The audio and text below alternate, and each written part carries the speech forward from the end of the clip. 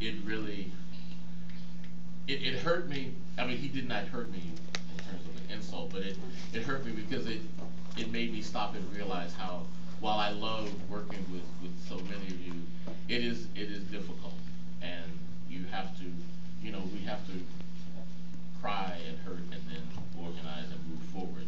But I was strengthened by it, and I thought, I'm not alone. So the isolation that you talked about was kind of minimized or not as great.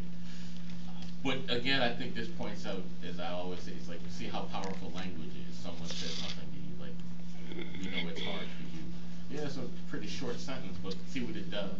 See what flabbergasted.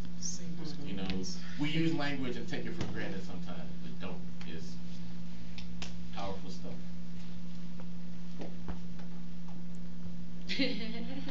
Reborn. It's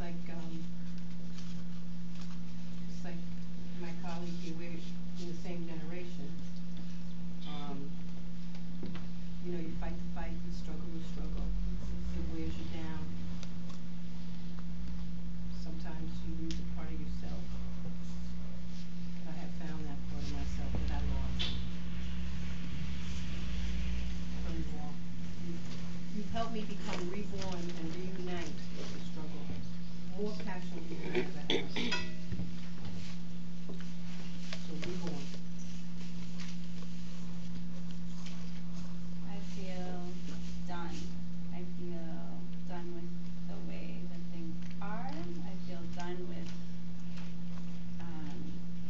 trying to put up with it. I feel done with accepting it.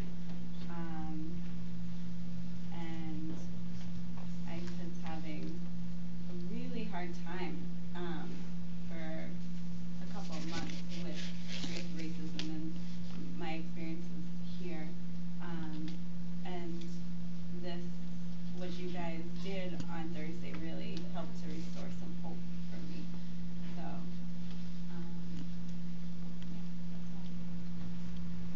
yeah, that's all. Segregated.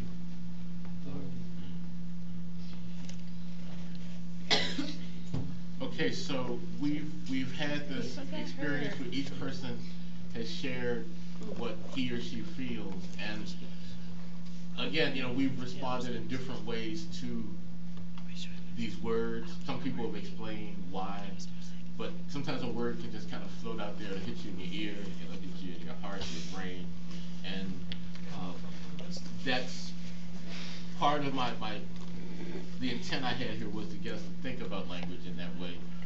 The last thing I want to say is this: I have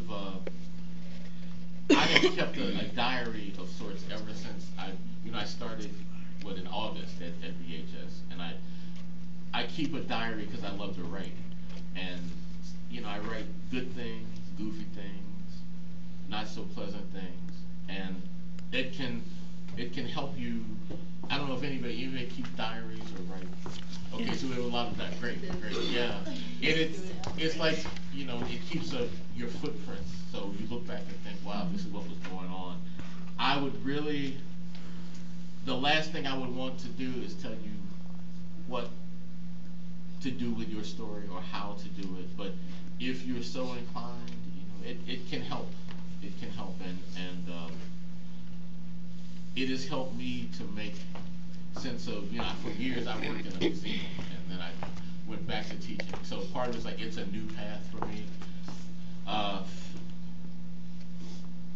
And so for that reason alone, it makes sense. And trying to adjust to a new community, I'm not in a new country as many of you have been, depending on particular stories, but having to just adjust to a new world. I just use the term new world in the broad sense.